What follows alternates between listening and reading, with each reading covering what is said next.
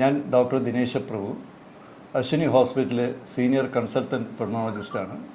ഞാൻ government medical കോളേജിൽ നിന്ന് റിട്ടയർ ചെയ്ത പൾമണോളജി പ്രൊഫസറും കൂടിയാണ്.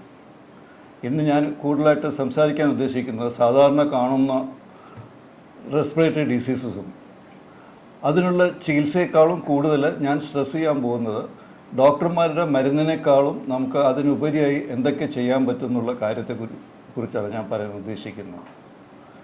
നിങ്ങൾക്കറിയാവുന്നതുപോലെ നമ്മുടെ സമൂഹത്തിലെ ഏറ്റവും കൂടുതൽ പ്രശ്നം ഈ ആശുപത്രിയിൽ രോഗികൾ വരുന്നത് റെസ്പിറേറ്ററി പ്രോബ്ലമായിട്ടാണ്, പനിയും ചുമയും. അത് ചിലപ്പോൾ റെസ്പിറേറ്ററി പ്രോബ്ലം തന്നെ കാണണമെന്നില്ല, വേറെ കാരണങ്ങളാലും ഇതേ സിംറ്റംസ് ആയിട്ട് വരാം. പക്ഷേ മെജോറിറ്റി സിംറ്റംസ് ആശുപത്രിയിൽ വരുന്നതിൻ്റെ കാരണം ഈ പനിയും ചുമയും റെസ്പിറേറ്ററി സിംറ്റംസാണ്. നിങ്ങളൊരു താഴ്ന്ന ലെവലിൽ പ്രൈമറി ഹെൽത്ത് സെൻ്ററിൽ പോയാലോ അല്ലെങ്കിൽ ഒരു ഹയർ ലെവലിലുള്ള ജനറൽ ആശുപത്രി പോയാലോ ഇതേ സിംറ്റംസ് ഉള്ള ആൾക്കാരാണ് കൂടുതലായിട്ട് ഒ പിയിൽ പ്രസൻറ്റ് ചെയ്യുന്നത്. ഇനി നമ്മൾ ഈ ഒരു ഒരു ആശുപത്രിയിൽ ഒരു എക്സ്റേ ഡിപ്പാർട്ട്മെൻറ്റിൽ പോയാലും കൂടുതലായിട്ട് എക്സ്റേ എടുക്കുന്നത് നെഞ്ചിൻ്റെയാണ്. അതുകൊണ്ട് നിങ്ങൾക്കറിയാം ഈ നെഞ്ചുരോഗ വിഭാഗത്തിൻ്റെ എത്രമാത്രം വ്യാപ്തി ഉണ്ടെന്ന് അറിയിക്കാൻ വേണ്ടി ഞാൻ പറഞ്ഞതെന്ന് മാത്രമേ ഉള്ളൂ. ഇപ്പോഴുള്ള കുറച്ചൊരു 3-4 വർഷം നമ്മൾ പുറകോട്ട് ചിന്തിച്ചു കഴിഞ്ഞാൽ കോവിഡ് മഹാമാരി നമ്മളെല്ലാവരും ഓർത്തു കാണും. 2020 ആദ്യത്തെ കേസ് റിപ്പോർട്ട് ചെയ്ത് തന്നെ നമ്മുടെ തൃശ്ശൂർ സിറ്റിയിൽ നിന്നാണ് ലോകത്ത് ആദ്യത്തെ കേസ്. അത് പിന്നീട് വ്യാപിച്ച് ലോകമെങ്ങാനും വ്യാപിച്ച് അത് നമ്മുടെ ആരോഗ്യത്തെ മാത്രമല്ല നമ്മുടെ സാമ്പത്തിക സ്ഥിതിയും ബാക്കി സാമൂഹ്യമായിട്ടുള്ള ധാരാളം കാര്യങ്ങൾ അത് എഫക്റ്റ് ചെയ്തിട്ടുണ്ട്. നിങ്ങൾക്കറിയാം, ആദ്യമൊക്കെ അത് തുടക്കത്തിൽ നല്ല റെസ്പിറേറ്ററി പ്രോബ്ലമായിട്ട് ആൾക്കാർക്ക് പനി, ചുമ, ശ്വാസം മുട്ടൽ, ആശുപത്രി കിടക്കേണ്ടി വരുന്നു, ഇല്ലെങ്കിൽ ചിലർക്ക് ഓക്സിജൻ്റെ അളവ് കാരണം വെന്റിലേറ്ററിൽ പോകേണ്ടി വരുന്നു. ഇങ്ങനെയൊക്കെയുള്ളൊരു സ്ഥിതിവിശേഷം ഉണ്ടായിരുന്നു. ഇപ്പോൾ അതിനൊക്കെ മാറി നമ്മൾ അതിനകത്തുനിന്ന് വളരെ ഇമ്പ്രൂവ് ചെയ്തിട്ടുണ്ട്. എന്നാലും ഈ അവസാനത്തെ ആ കോവിഡ് വേവിൽ ധാരാളം റെസ്പിറേറ്ററി സിംറ്റംസ് നമുക്ക് വീണ്ടും വീണ്ടും സൊസൈറ്റിയിൽ കാണാൻ പറ്റുന്നുണ്ട്. റെസ്പിറേറ്ററി സിംറ്റം മാത്രമല്ല, ഈവൻ ഡയബറ്റീസ് ഉള്ളവർക്ക് ഡയബറ്റീസ് വളരെ കൂടിയിട്ടുണ്ട് കോവിഡ് വന്നതിന് ശേഷം. ആസ്മക്കാർക്ക് ശ്വാസം മുട്ടൽ കൂടുന്നുണ്ട്. COPD വരുന്നവർക്ക് ആ സിംറ്റംസ് കൂടുതലായിട്ട് വരുന്നുണ്ട്.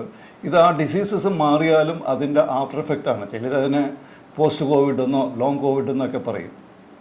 അതുപോലെ ഒരു ചെറിയൊരു പീരീഡിൽ നമുക്ക് വന്നൊരു അസുഖമാണ് പന്നിപ്പനി അല്ലെങ്കിൽ H1N1 ഫീവർ, ഒരു വൈറസ് ഇൻഫെക്ഷൻ. അത് ഇതുപോലെ കണ്ടുമാനം റെസ്പിറേറ്ററി പ്രോബ്ലം ഉണ്ടാക്കിയിട്ടുണ്ട്. ഇപ്പോൾ നമുക്ക് ഏറ്റവും കൂടുതൽ സൊസൈറ്റിയിൽ കാണുന്ന റെസ്പിറേറ്ററി പ്രോബ്ലം എന്ന് വെച്ചാൽ ഒ പിയിൽ വരുന്നതിൻ്റെ നല്ലൊരു ഭാഗം ആൾക്കാരും COPD, ആസ്മയായിട്ടുള്ള റിലേറ്റഡ് ആയിട്ടുള്ള സിംറ്റംസ് ആയിട്ടാണ് വരുന്നത്. പ്രഥമ ദൃഷ്ട്യാ നമുക്ക് രണ്ടും ഒരേ അസുഖമായിട്ട് തോന്നും. കാരണം ശ്വാസം മുട്ടൽ, ചുമയൊക്കെ കോമൺ സിംറ്റംസാണ്. ഇതിനുപയോഗിക്കുന്ന ചില മരുന്നുകളും കോമൺ ആണ്. പക്ഷേ അതിൻ്റെ രോഗത്തിൻ്റെ മൂലകാരണങ്ങൾ വേറെയാണ്, അതിൻ്റെ പത്തോളജി വേറെയാണ്. നമ്മൾ ഇൻ ഡെപ്ത് അതിൻ്റെ ട്രീറ്റ്മെൻറ്റിൽ പോയാലും അതിൽ കണ്ടുമാനം വ്യത്യാസമുണ്ട്. COPD എന്ന് വെച്ചാൽ മോസ്റ്റ്ലി ഒരു പുകവലിക്കാരിൽ കാണുന്ന അസുഖമാണ്. അത് പുകവലി നിർത്തുക അല്ലെങ്കിൽ ഇല്ലാണ്ടാക്കുക എന്നുള്ളതാണ് നമ്മുടെ പ്രധാന ലക്ഷ്യം. പുകവലി മാത്രമല്ല, അന്തരീക്ഷ മലിനീകരണവും ഇതിൻ്റെ ഒരു കാരണമാണ്. നമ്മുടെ തൃശ്ശൂർ നഗരത്തിൽ അതിൻ്റെ വലിയൊരു പ്രസക്തിയില്ല. കാരണം ഇന്ത്യയിലെ ഏറ്റവും കൂടുതൽ അന്തരീക്ഷ മലിനീകരണം കുറവുള്ള സിറ്റീസിലൊന്നാണ് തൃശ്ശൂർ. അവർ AQI, എയർ ക്വാളിറ്റി ഇൻഡെക്സ് എന്ന് പറയും, അത് വളരെ കുറവുള്ള സിറ്റീസിൽ മുൻനിരയിൽ വരുന്നൊരു സിറ്റിയാണ് തൃശ്ശൂർ സിറ്റി. അതുകൊണ്ട് നമുക്ക് എൻ്റെ പ്രോബ്ലം ഇല്ല. എന്നാലും അത് അറിയിക്കാൻ വേണ്ടി ഞാനൊരു സിമ്പിൾ എക്സാമ്പിൾ പറയാം.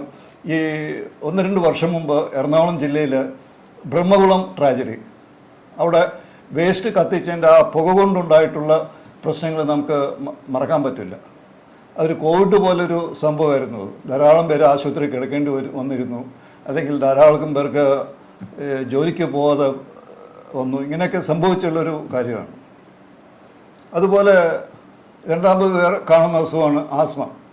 ശ്വാസമുട്ടലും ചുമയാണ് അതിൻ്റെ പ്രധാന സിംറ്റംസ് എങ്കിലും അതിൻ്റെ കാരണം മോസ്റ്റ്ലി അലർജി കാരണങ്ങളാണ്. അലർജി എന്ന് വെച്ചാൽ പൊടിയോ അന്തരീക്ഷത്തിൽ കാണുന്ന എന്തിനും അലർജി വരാം. പിന്നെ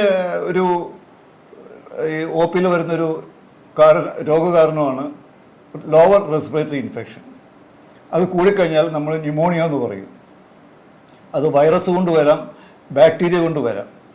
പണ്ട് കാലത്തും ഈ അസുഖങ്ങളുണ്ടായിരുന്നു. വളരെ സിവിയറായിട്ടുള്ള ന്യൂമോണിയ ട്രീറ്റ് ചെയ്യുമ്പോൾ നമ്മൾ എന്താണ് അതിൻ്റെ കാരണമെന്നും അതിൻ്റെ എന്ത് മരുന്ന് വേണമെന്നായിരുന്നു നമ്മുടെ പ്രധാന കൺസേൺ ആ സമയത്ത്. ഇപ്പം അങ്ങനെയല്ല. രോഗികളുടെ സ്വഭാവം, ഈ വൈറസിൻ്റെയും ബാക്ടീരിയയുടെയും സ്വഭാവം മാറി എന്ന് മാത്രമല്ല, രോഗികളുടെയും പാറ്റേൺ മാറി. ഇന്ന് എല്ലാവർക്കും അറിയുന്നത് പോലെ നമ്മുടെ ലൈഫ് സ്പാൻ കൂടി.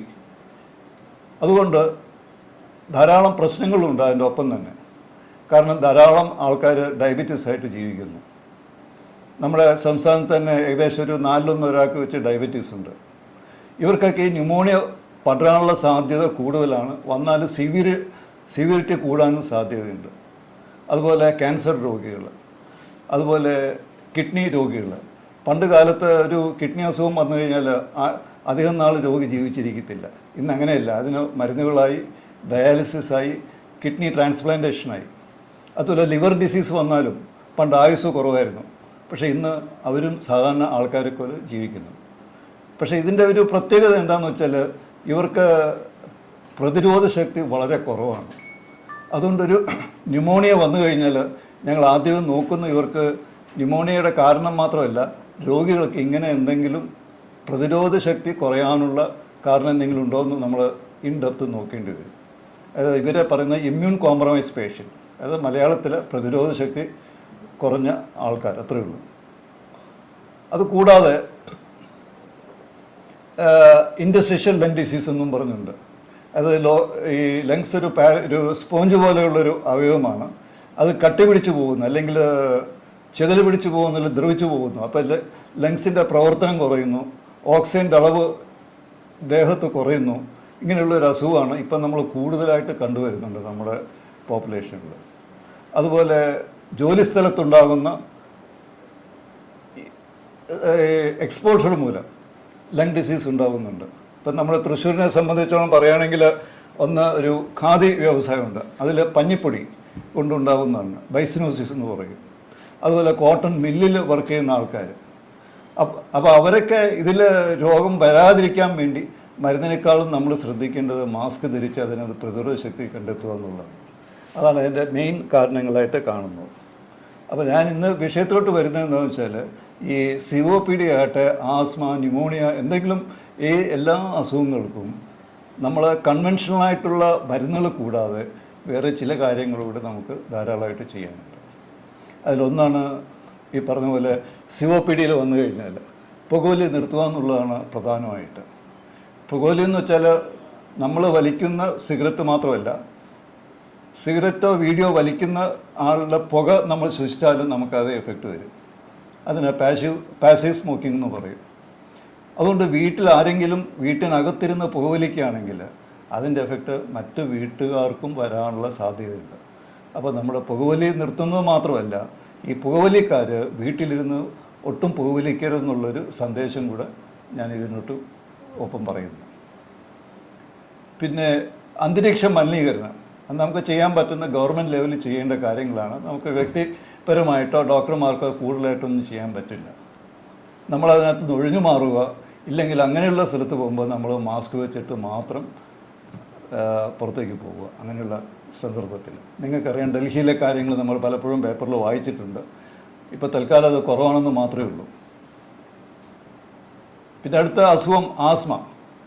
മരുന്നുകൾ മാത്രമല്ല, അതിലൊന്ന് നമുക്കുണ്ടാകുന്ന അലർജൻസ്. അത് പ്രിസിപ്പിറ്റേറ്റ് ചെയ്യുന്ന എന്താണെന്ന് നോക്കിയിട്ട്, അതിൻ്റെ കാരണം എന്താണെന്ന് നോക്കിയിട്ട് അതിനകത്ത് കാരണം ഒഴിവാക്കാൻ നോക്കുക. പൊടിയാണെങ്കിൽ പൊടി, അങ്ങനെയുള്ള ജോലികൾ നമ്മൾ ഏർപ്പെടാണ്ടിരിക്കുക. അല്ല, അങ്ങനെയുള്ള സ്ഥലത്ത് നമ്മൾ നിൽക്കാതെ ശ്രദ്ധിക്കുക. അഥവാ അങ്ങനെയുള്ള ജോലി ചെയ്യുകയോ അങ്ങനെയുള്ള സ്ഥലത്ത് നിൽക്കുകയോ ചെയ്താൽ മാസ്ക് വെച്ചിട്ട് മാത്രം ധരിക്കും നമ്മൾ അവിടെ നിൽക്കുക. അപ്പോൾ രോഗം നമുക്ക് വരാതിരിക്കാനോ അല്ലെങ്കിൽ കൂടാതിരിക്കാനോ അത് വളരെയധികം സഹായിക്കും. ഇപ്പോൾ വീട്ടിൽ തുടയ്ക്കുന്നത് തന്നെയാണെങ്കിൽ ക്ലീൻ ചെയ്യുന്നത്, നമ്മൾ സാധാരണ ചൂലോ ഇത് വെച്ച് ക്ലീൻ ചെയ്യുന്നതിന് പകരം നനഞ്ഞ തുണി വെച്ച് തറ തുടച്ചു കഴിഞ്ഞാൽ അതേ എഫക്റ്റ് കിട്ടും. പക്ഷേ പൊടിയൊന്നും കാണത്തൊന്നുമില്ല. അല്ല, ബെഡ്ഷീറ്റ് അല്ലെങ്കിൽ നമ്മൾ സോഫ സെറ്റ് ക്ലീൻ ചെയ്യാൻ വാക്യൂം ക്ലീനർ വെച്ച് സുഖമായിട്ട് ചെയ്യാമല്ലോ. പൊടിയൊന്നും വരാതെ നമുക്ക് പ്രത്യേകം ശ്രദ്ധിക്കാൻ പറ്റും. പിന്നെ അടുത്ത ഒരു സെറ്റ് അസുഖമാണ് ഞാൻ പറഞ്ഞ പോലെ ന്യൂമോണിയ. ബാക്ടീരിയ വൈറസിന് നമുക്ക് അത് അന്തരീക്ഷത്തിൽ മാറി നിൽക്കാൻ മാത്രമല്ല, അങ്ങനെയുള്ള രോഗികളുമായിട്ട് കൂടുതൽ ഇടപഴകാതെ നോക്കുക. ഈ അസുഖമുള്ള ആൾക്കാർ മാസ്ക് വെച്ചിട്ട് മാത്രം സംസാരിക്കുകയോ ചുമയ്ക്കുകയോ ചെയ്യുക, അല്ലെങ്കിൽ ഒരു തുണി വെച്ച് മൂക്കും വായും കവർ ചെയ്യുക ഒരു ചുമയ്ക്കുമ്പോഴത്തേക്കും. പിന്നെ ഈ അസുഖം കൂടുതലായിട്ട് ഇൻഫെക്ഷൻ വരുന്നത് ഞാൻ നേരത്തെ പറഞ്ഞ പോലെ ഈ ഈ പ്രതിരോധ ശക്തി കുറഞ്ഞ ആൾക്കാർ, അതായത് ഡയബറ്റീസ്, ക്യാൻസർ രോഗികൾ, ഈ കിഡ്നി രോഗികൾ, ലിവർ അസുഖമുള്ളവർ, ഇവരൊക്കെ പ്രത്യേകം ശ്രദ്ധിക്കുക.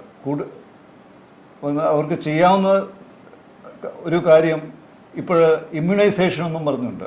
അതായത് വാക്സിൻസ് പണ്ട് കുട്ടികൾക്ക് കൊടുത്തുകൊണ്ടിരുന്ന പോലെ ഒരു ചികിത്സ നമ്മൾ പ്രായമുള്ള ആൾക്കാരിലും നമ്മൾ പ്രായോഗികമാക്കുന്നു, നമ്മൾ കൊടുക്കുന്നു അവർക്ക് വാക്സിൻസ്. അത് അഡൾട്ട് വാക്സിനേഷൻ. അതിന് സാധാരണ കാണുന്ന വൈറൽ ഫീവർ, നമുക്ക് ഏറ്റവും കൂടുതൽ കോൾഡ് വരുന്നത്, അതിനുള്ള നമ്മൾ ഇൻഫ്ലുവൻസ വാക്സിൻ എന്ന് പറയും. ഇൻഫ്ലുവൻസ വാക്സിൻ എന്ന് വെച്ചാൽ നമ്മൾ ഏറ്റവും കൂടുതൽ കോൾഡ് ഉണ്ടാക്കുന്നത് ഇൻഫ്ലുവൻസ വൈറസ് ആണ്. അതിനെ പ്രതിരോധിക്കാൻ വേണ്ടിയാണ് ഇൻഫ്ലുവൻസ വാക്സിൻ ഉപയോഗിക്കുന്നത്. ഒരു കാര്യം എടുത്തു പറയണം, എല്ലാ തരത്തിലുള്ള വൈറസ് ഇൻഫെക്ഷനെയും പ്രതിരോധ ശക്തി ഈ വാക്സിൻ ഇല്ല.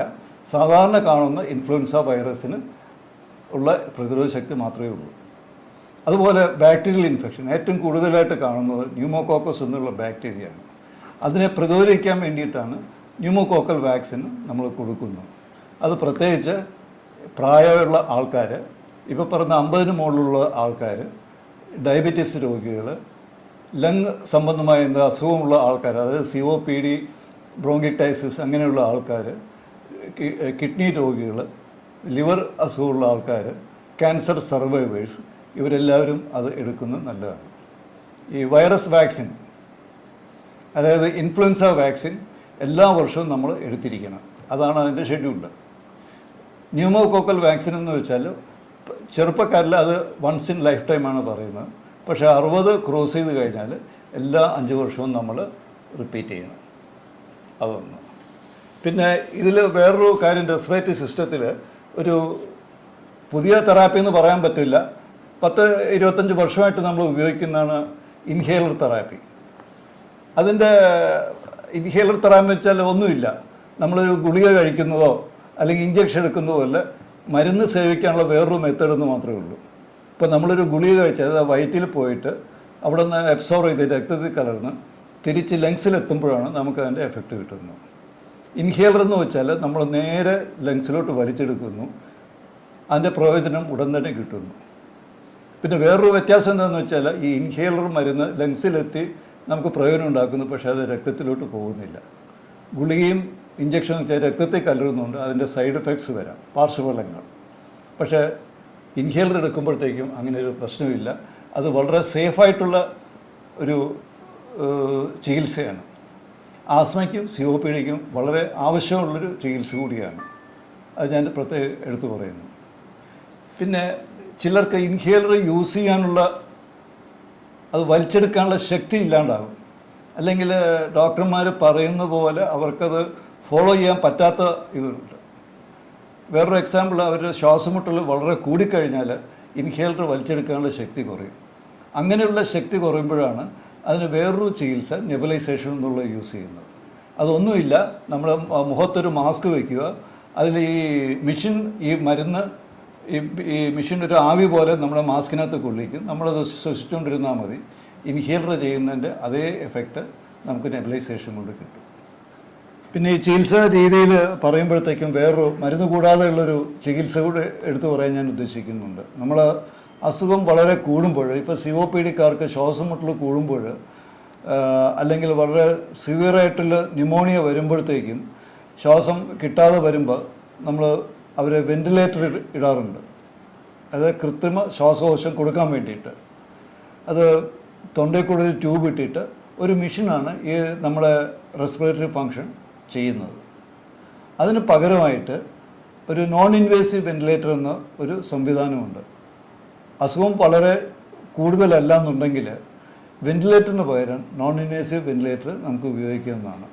അത് വേറൊന്നുമില്ല, തൊണ്ടയിൽ കൂടെ ട്യൂബൊന്നും ഇടേണ്ട, നമ്മുടെ മുഖത്തൊരു മാസ്ക് ടൈറ്റായിട്ട് കെട്ടിയിട്ട് അതിൽ മെഷീൻ അതിലെ കൂടെ നമ്മളെ കൃത്രിമ ശ്വാസോച്ഛ്വാസം കൊടുത്തുകൊണ്ടിരിക്കുകയാണ് അതിനകത്തുകൂടെ. അതായത് നമ്മുടെ സാധാരണ ബ്രീത്തിങ് മസിൽസിന് പ്രവർത്തിക്കേണ്ട ആവശ്യമില്ല, അതിന് തൽക്കാലത്തേക്ക് റെസ്റ്റ് എടുക്കാം. ആ ഫങ്ഷൻ ഈ നോൺ ഇൻവേസീവ് വെന്റിലേറ്റർ എന്നുള്ള മെഷീൻ ചെയ്തുകൊണ്ടിരിക്കും. രോഗി പൂർണ്ണ ഈ ബോധത്തോടു കൂടിയായിരിക്കും. അയാൾക്ക് എന്തെങ്കിലും പറയണമെന്നുണ്ടെങ്കിൽ കൈകൊണ്ട് എന്തെങ്കിലും ഒരു സിഗ്നൽ കാണിച്ചിട്ട് അയാൾക്ക് പറയാനുള്ളത് അങ്ങോട്ട് എക്സ്പ്രസ് ചെയ്യാൻ പറ്റും.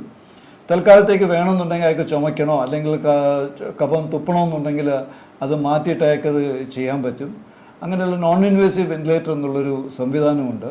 അസുഖം കൂടുതലുള്ള ആൾക്കാർക്ക് അത് വീട്ടിൽ വരെ ഉപയോഗിക്കാവുന്നതാണ്. ഉദാഹരണം പറയുകയാണെങ്കിൽ COPD അസുഖം കൂടുതലുള്ള ആൾക്കാർക്ക് അവർക്ക് പെട്ടെന്ന് കൂടിക്കഴിഞ്ഞാൽ ആശുപത്രിയിൽ പോകണം.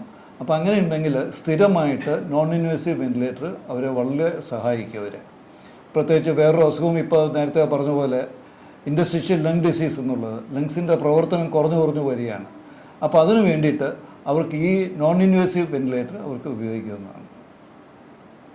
പിന്നെ അടുത്ത ഒരു ഏരിയ, നമ്മൾ ശ്വാസം മുട്ടൽ കൂടിക്കഴിഞ്ഞാൽ രക്തത്തിൽ ഓക്സിജൻ അളവ് കുറയുന്നു. അപ്പോൾ ആശുപത്രിയിൽ കൊണ്ടുപോയിട്ട് അയാൾക്ക് ഓക്സിജൻ കൊടുക്കേണ്ട ഒരു സാഹചര്യം പലപ്പോഴും ഉണ്ടാകാറുണ്ട് അസുഖം കൂടുതലുള്ള ആൾക്കാരില്ല. പക്ഷേ ഇന്ന് നമുക്ക് അതേ ചികിത്സ നമ്മുടെ വീട്ടിൽ ചെയ്യാവുന്നതാണ്. ഒരേ ആശുപത്രിയിൽ ഉള്ളതുപോലെ സിലിണ്ടർ വാങ്ങിച്ച് വീട്ടിൽ വയ്ക്കുക. രക്തത്തിൽ ഓക്സിജൻ അളവ് വളരെ ഈസി ആയിട്ട് നമുക്കിപ്പോൾ മോണിറ്റർ ചെയ്യാൻ പറ്റും. ജസ്റ്റ് ഒരു ചെറിയ പൾസ് ഓക്സിമീറ്റർ എന്നൊരു മെഷീനുണ്ട്, അതിന് വലിയ വിലയൊന്നുമില്ല. അത് റീഡ് ചെയ്യാനും സാധാരണക്കാർക്ക് വളരെ ഈസി ആയിട്ട് പറ്റുന്നതാണ്. അപ്പോൾ ഈ ഓക്സിജൻ തെറാപ്പി, അത് ഓക്സിജൻ്റെ അളവ് കുറയുന്ന സമയത്ത് തന്നെ അവർക്ക് വീട്ടിൽ ഓക്സിജൻ കൊടുക്കാവുന്നതാണ്. ഈ ആശുപത്രികൾ പോലെ സിലിണ്ടർ ഉപയോഗിക്കുകയോ ഇല്ലെങ്കിൽ ഇപ്പോൾ വേറൊരു കാര്യം എടുത്തു പറയേണ്ടത്, ഓക്സിജൻ കോൺസെൻട്രേറ്റർ എന്നുള്ളൊരു മെഷീൻ തന്നെയുണ്ട്. അത് നമുക്ക് വീട്ടിൽ ഉപയോഗിക്കാവുന്നതാണ്. അതൊന്നുമില്ല, നമ്മുടെ വീട്ടിലെ അന്തരീക്ഷത്തിലുള്ള ഓക്സിജൻ പ്രത്യേകമായിട്ട് അത് വലിച്ചെടുത്തിട്ട് നമുക്ക് സപ്ലൈ ചെയ്ത് തരികയാണ്. അത് ഓക്സിജൻ സിലിണ്ടറിൻ്റെ അതേ ഉപയോഗം ഈ ഓക്സിജൻ കോൺസെൻട്രേറ്റർ കൊണ്ട് നമുക്ക് ചെയ്യാൻ പറ്റും. അതാണ്. പിന്നെ വേറൊരു ചികിത്സാ രീതി, COPD അസുഖം ഉള്ള ആൾക്കാർക്ക് നമ്മൾ ചെയ്യുന്നത് റീഹാബിലിറ്റേഷൻ എന്നും പറഞ്ഞൊരു ചികിത്സാ രീതിയുണ്ട്. അത് ചികിത്സയൊന്നുമില്ല, അവർക്ക് എങ്ങനെ ബിഹേവ് ചെയ്യാം, എങ്ങനെ എക്സസൈസ്, അവർക്ക് എങ്ങനെ മസിൽസ് എങ്ങനെ ഡെവലപ്പ് ചെയ്യാൻ പറ്റും, ബ്രീത്തിങ് എക്സസൈസ് എങ്ങനെ ചെയ്യാൻ പറ്റും, അങ്ങനെയുള്ള അവരുടെ ഈ ന്യൂട്രീഷൻ സ്റ്റാറ്റസ് എങ്ങനെ ഇമ്പ്രൂവ് ചെയ്യാൻ പറ്റും. അതുപോലെ പലരും ഇപ്പോൾ COPD തന്നെ പ്രായമായ ആൾക്കാരിൽ വരുന്നതാണ്. അപ്പോൾ അവർക്കൊരു സമൂഹത്തിൽ ആൾക്കാർക്കൊരു വെറുപ്പ് തോന്നാൻ തുടങ്ങും. കുട്ടികൾക്കാണെങ്കിൽ അയാളൊരു ബർഡൻ ആണല്ലോ എന്നുള്ളത് തോന്നും. അഥവാ കുട്ടികൾ അങ്ങനെ ബിഹേവ് ചെയ്യുന്നില്ലെങ്കിലും രോഗിക്ക് തന്നെ ചിലപ്പോൾ അങ്ങനെ തോന്നി തുടങ്ങും, എനിക്ക് സമൂഹത്തിനൊരു ബാധ്യതയാണല്ലോ എന്നുള്ളത്. അപ്പോൾ അങ്ങനെയുള്ള സൈക്കോളജിക്കൽ പ്രോബ്ലംസ് നമുക്ക് സോൾവ് ചെയ്യാൻ വേണ്ടിയിട്ടൊക്കെയാണ് ഈ റെസ്പിറേറ്ററി റീഹാബിലിറ്റേഷൻ എന്നുള്ള ചികിത്സാ രീതി ഉപയോഗിക്കുന്നത്. അത് ഇന്നത്തെ കാലത്ത് എല്ലാ മേജർ ഹോസ്പിറ്റൽസിലും ലഭ്യമാണ്. ഇനി ഞാനൊന്നുകൂടി ചുരുക്കത്തിൽ പറയുകയാണെങ്കിൽ, ഈ റെസ്പിറേറ്ററി അസുഖങ്ങൾക്ക് മരുന്നിന് ഉപരിയായിട്ട് നമുക്ക് ചെയ്യാവുന്ന അല്ലെങ്കിൽ ചെയ്യേണ്ട ധാരാളം കാര്യങ്ങളുണ്ട്. അതിലൊന്നാണ് ആദ്യമേ പറഞ്ഞ പോലെ പുകവലി നിർത്തുക. പിന്നെ വീട്ടിൽ പാസീവ് സ്മോക്കിംഗ് നമ്മൾ ഒഴിവാക്കുക.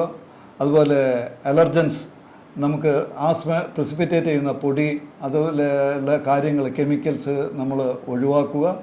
പിന്നെ ഈ ന്യൂമോണിയ വരാതിരിക്കാൻ വേണ്ടി, ഈ ന്യൂമോണിയ വരാൻ സാധ്യതയുള്ള, പ്രതിരോധ ശക്തി കുറവുള്ള, അതായത് ഇമ്മ്യൂൺ കോംപ്രമൈസ് ആയിട്ടുള്ള ആൾക്കാർക്ക് വാക്സിനേഷൻ എടുക്കുക. അതുപോലെ ഈ ഇൻഹേലർ എന്നുള്ളൊരു നമുക്കൊരു അൺടച്ചബിലിറ്റി മാറ്റിയെടുക്കുക. അതൊരു സാധാരണ ചികിത്സാ രീതിയാണെന്ന് രോഗികൾ പ്രത്യേകം മനസ്സിലാക്കേണ്ട ഒരു കാര്യമാണ്. അതുപോലെ ഓക്സിജൻ ചികിത്സാ രീതി നമുക്കിപ്പോൾ ആശുപത്രിയിലുണ്ട്, വീട്ടിൽ തന്നെ ചെയ്യാം. നമുക്ക് ഓക്സിജൻ്റെ അളവ് എത്രയെന്ന് അപ്പോൾ തന്നെ നമുക്ക് മോണിറ്റർ ചെയ്യാവുന്നതാണ് ഒരു സിമ്പിൾ മെഷീൻ വെച്ചിട്ട്, പൾസ് ഓക്സിമീറ്റർ.